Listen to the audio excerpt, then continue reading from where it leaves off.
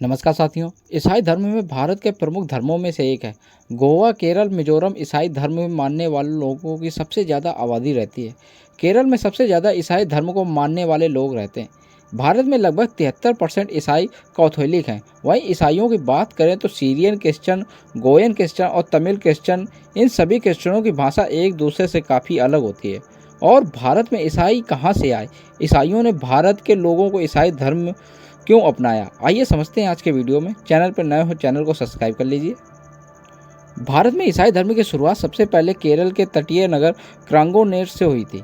माना जाता है कि ईसा मसीह के 12वें शिष्यों में से एक सेंट थॉमस थे, जो 52 एडी में केरल के कुंडुगुलुरु में आए थे। भारत के आने के बाद सेंट थॉमस ने 7 चर्च बनवाए। साथ ही कुछ एक दूसरे धर्म के लोगों को भी ईसाई धर्म स्वीकार करने के लिए राजी भी किया। सेंट थॉमस लोग को धर्म परिवर्तन करते हुए भारत के पूर्व तट पर चले गए और वहां से चीन गए। भारत लौटने वो मद्रास यानी कि चेन्नई में बस गए, ईसाई धर्म की जानकारी देने के, लेकिन चेन्नई के लोगों ने यह धर्म को अपनाया ही नहीं।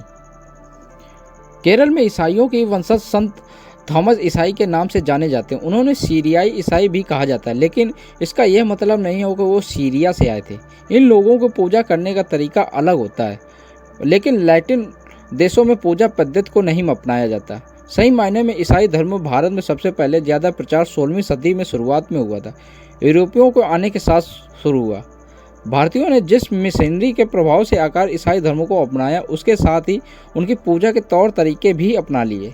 भारत को रोमन कैथोलिक संप्रदाय और धर्म वितरित करने में सबसे ज़्यादा फ्रांसीसी लोगों को कामयाबी रही।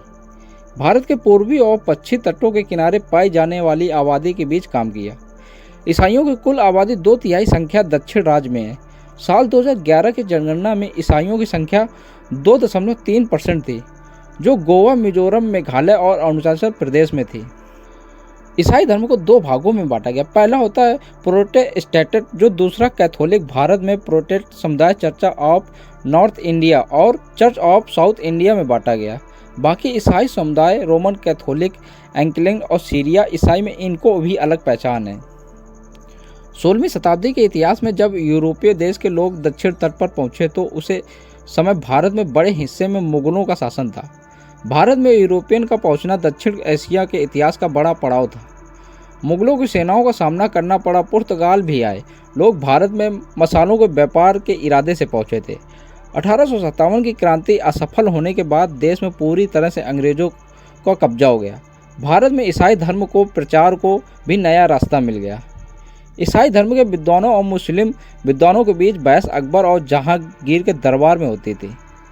भारत में जैसे मुगल दरबार कमज़ोर हो रहा था, स्थानीय मुगल शासकों नियंत्रण बढ़ रहा था। ईसाई धर्म के मानने लोगों की भी इससे प्रभावित थे।